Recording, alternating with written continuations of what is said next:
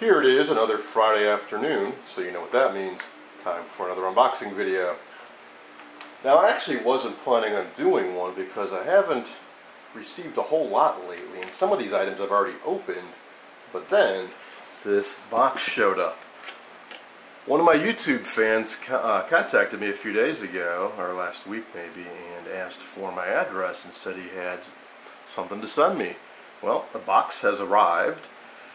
And he said in his email he wasn't sure if it was unboxing worthy, but I figure it's a sizable box, it's got some weight to it, so why not? Got to be something interesting inside, I figured. Alright, so first up, if you watched my last couple unboxing videos, I talked about building a variable high voltage power supply to do some CRT experiments with. And at the heart of it, I want to use one of these modules. You can put about 1.5 volts to 15 volts DC in, and you get about 0 to 3,000 volts out. They came in various configurations. You get ones that have more current or higher voltage output, but I figured this would be a good one to try out. So I put together a list of things I need. I also got a high voltage meter, and I need still to get an enclosure, and then I was thinking I'm going to need some way to get the high voltage from this module through the case and out to some type of connector. Now, you can't just use your regular old banana jack like you see on lower voltage pieces of equipment. So I started searching around and I discovered these Millen connectors. I guess they use these on transmitters. And they are designed to handle high voltage and I think fairly high currents, but I'm not really concerned about that, just the fact that they can do voltage. So this part mounts on your cabinet. Drill a hole out, it's probably about 3/8 of an inch, and then drill a couple holes and you mount this to the cabinet, and this part pokes out, and then you connect your high voltage to this terminal on the back.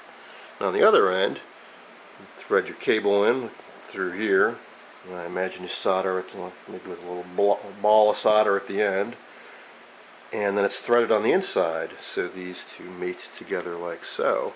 And this is Bakelite, so this can handle up to 3,000 plus volts. I forget what the exact ratings are, but these are nice things to have. And once again, eBay seller tuber came through, and that's where I got this from. Alright, so but the only things I need left are an enclosure and a variable DC power supply, or really just say a 12.5 volt AC center tap transformer that can do maybe half an amp or an amp, and I can build up a variable power supply around it, something like an LM317 variable voltage regulator chip. Alright, so that's that. Now this item I just stumbled across on eBay. I look through the knobs all the time. I try to do it at least a couple times a week for the various obscure knobs I'm looking through. Well, this isn't one I really need per se, but I recognized it for what it was, and there weren't any other bidders, so I went for it. What this is a band switch for Philco. But you may not have seen this before because Philco didn't use it for long and they didn't use it on very many models.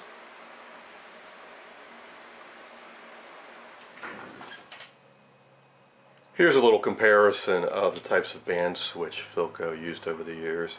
Here's my Philco 643, which I assure you I will get back to.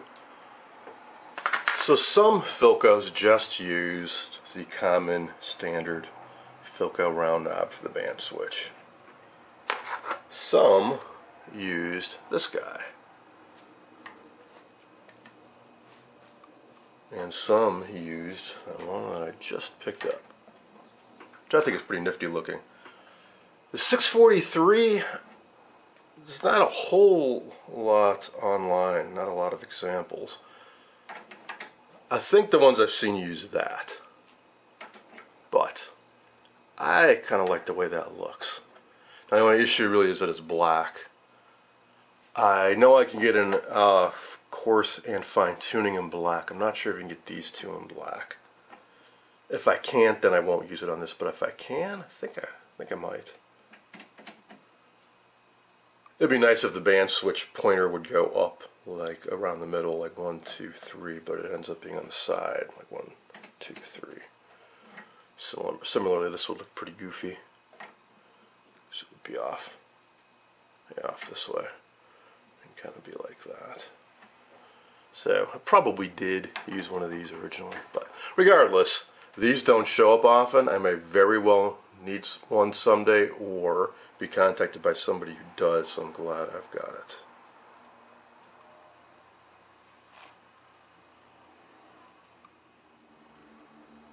Next up, another item I've already opened. This is Sam's Photo Fact, an original for Capart, covering several models, including, I hope, the chassis my friend dropped off for me to take a look at. Now, I've had some trouble trying to identify exactly what I've got, because there were numerous 325s, a 325S, F rather, 325M, and I think a few others. The label on his cabinet just says 325, no letter. And the chassis has no markings on it. So there are actually two Sam's folders that cover variations on this design. The later one is scanned and available for free download at the Early TV Foundation. That one didn't match mine so well. This is the earlier one, and I think this is a better match, so I picked this up. And the guys, one of the guys at the ETF contacted me and before he even knew that I had gotten this, and asked if I do come across one to please try to scan it and send them a copy, because theirs apparently is low res, or at least they tried getting one from Sam's, which allows you to get digital downloads these days, and it said the scan just wasn't very legible. So this is in fine condition, so I will attempt to scan it. So now I've got a schematic, and more importantly, photos. This is one thing I really wanted, so I can compare this to mine. So, like, for example, in the rider's service info, I found several variations of this chassis, but they don't give you photos. So it's hard to tell if it matched mine or not, just going by the schematic. Now this seems to match very, very well, with one very minor exception, which is it doesn't have the fuse holder and the spare fuse mount up here. But otherwise, high voltage cage, flyback, the 3 caps, filter caps isolated from the chassis, and all the tube layout. It's the same. It's the same. So then it will just really come down to, will there be any slight variations underneath the chassis, I suppose. Something else nice is that it has part numbers for the yoke that I'm missing. So I'll just save the details for an upcoming video when I take a closer look at that chassis. Alright, so now for the box. Okay, here we go.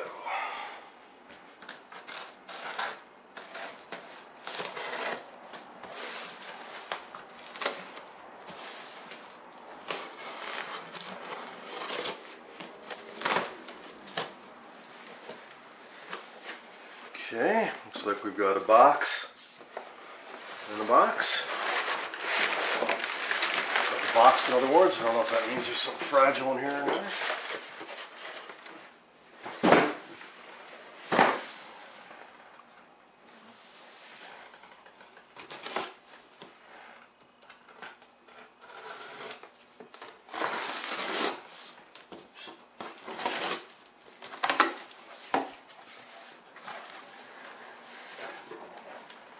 Okay, well, right away I can see I got some parts.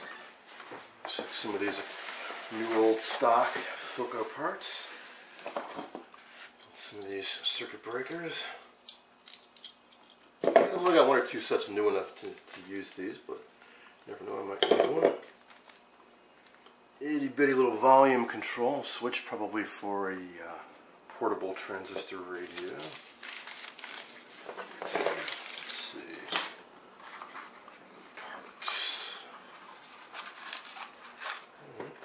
Control, concentric.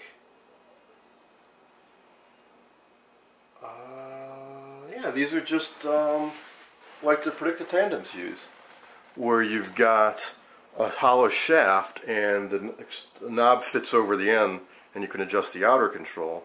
And if you pull it off and put a flat-bladed screwdriver down the center, you can adjust the back control. So I don't know about the exact part number, but yeah, this could very well work in the predictor. And looks like we got some more of them too. Yep, there's another. Cool.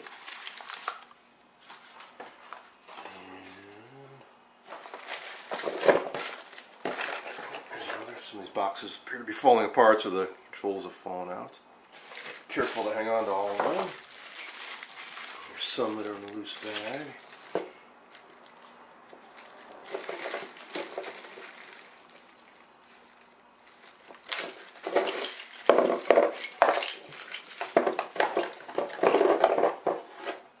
Good to see miscellaneous parts in here too, like shafts and things for repairing or building up controls. I like these universal shafts, so they'll work on full round, or if you can trim these down and they work on half round, or if you leave it flat, they work on like the Philco type, where it's like 3/4 round. So cool. Well, so far I am very happy with this donation, that's for sure. Definitely parts that I use in the types of radios and TVs I work on. Some central lab. Controls.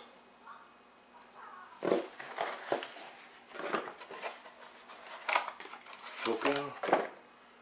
Big guys, probably wire wound.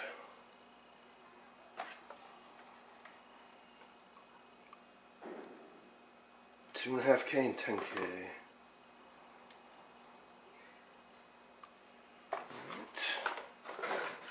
And apparently there's another box inside of this box. Clear out the rest of the stuff first so we get some more of these circuit breakers and antennas. So these would go on portable TVs. Telescoping. Looks like they're all new old stock. Real nice condition. Something like this maybe you could retrofit to work on a predictor.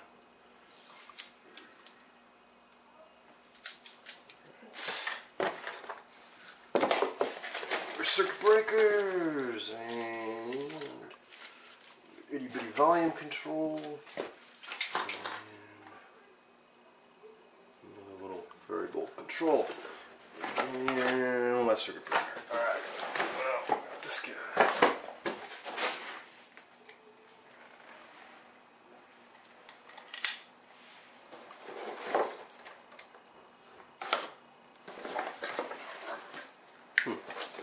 Box, I'm not quite sure how this opens.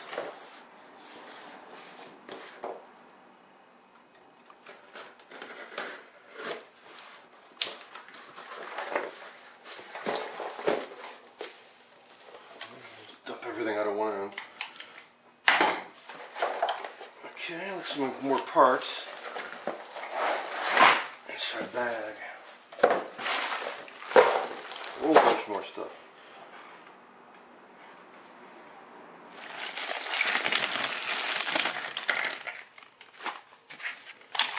Alright, I will do my best to identify these items. I'm sure I won't know some, so maybe you guys can help me out.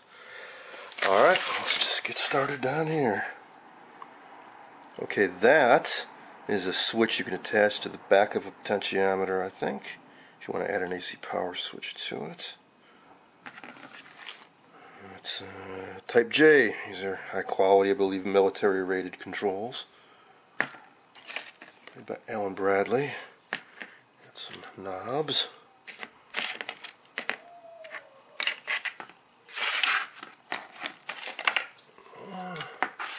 Don't recognize what those would go to.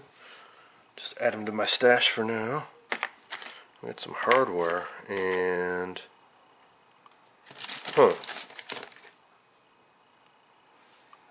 you know, these look like those weird bolts that Philco used on their chassis. Where they're like, they have like machined, or from the hex head you'd think they were machine screws, but they're almost more like wood screws on the other side. If these fit right, that's awesome, because I definitely need some of these. Sort of a variation. Well, it's just a big old wood screw, I guess. And these, I don't know what you call these, but these are washers that grip into wood from underneath. A lot of the TVs I work on that are in wood cabinets use these.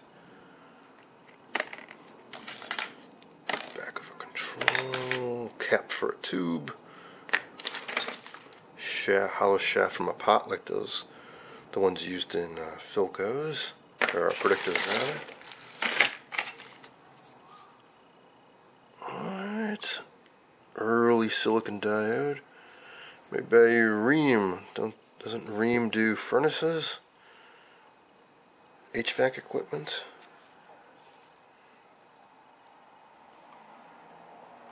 A few of these. IRC, fusible resistor. Pretty low value. Usually these would be 4.7 ohms if they were in a TV, but this apparently are for cars. And they're only 0.47 ohms, maybe for the radio. Oh, how about that for audio radios? Right in front of my face. It's a cheater cord with ears. Too bad it doesn't have the whole rest of it, but even this part, if it's in good shape, worth splicing onto. These things are hard to find. These guys, I know what these are just because I got some a while back. These clip on to the screw terminals in the back of a TV. So you get the two screws on the back, this clips onto them, and then you can hook up your test lead inputs here or external antenna or what have you. I just happen to have one of my predicted tandems handy because the legs are loose and I want to glue and clamp that up. Well, while it's out here, it gives me an easy way to demonstrate how this works. So you get your antenna terminals here. There you go. And then you can feed in your signals there. So, handy things to have if you need to feed signals into a TV. Alright, back to the main pile. Let's see. Book of fuses. I think that's empty. Got some in here. Yep. Old style pigtail fuses. What's the current rating on these guys?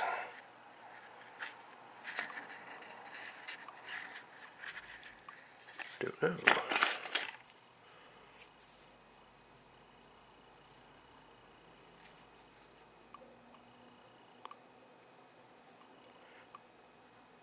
One-eighth amp, I think. Might be good for fusing a flyback in a black and white TV.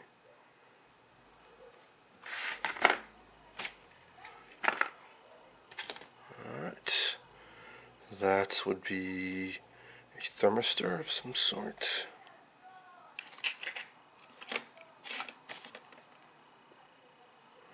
Not sure. Might have broken off as something. Probably a plastic shaft you would adjust the control with. Bunch of hardware. More controls. Again, the type you'd see in a predictor.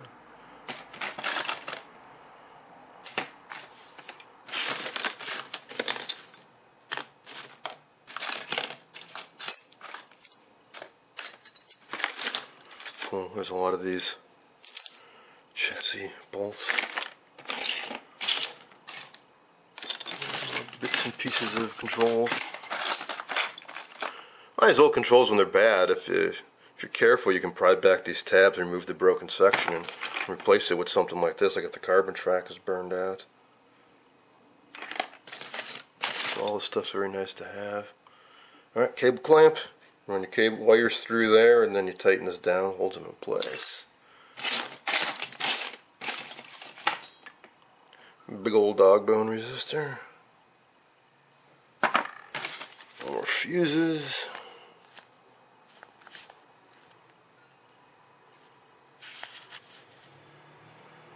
One-16th, I think.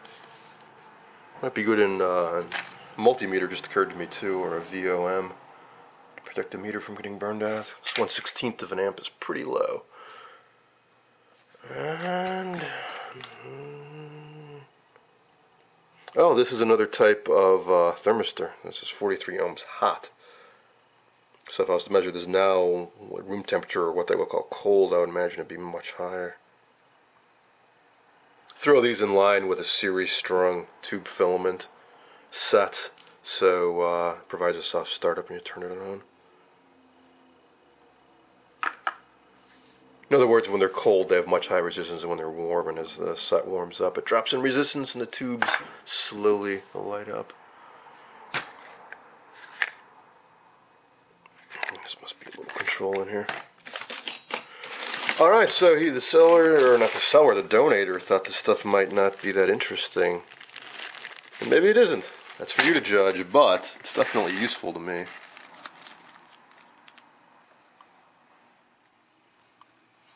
Here's one last little bag that was in here. Definitely come across some of these before, and oddball connectors. I guess they used these originally in batteries, like the ABC type batteries for tube radios, but I've also seen these used in some TVs. Like the predictors use something like this, in fact, for the rotating picture tubes that sit on top. They plug in like for the yoke and the picture tube connections with stuff like this.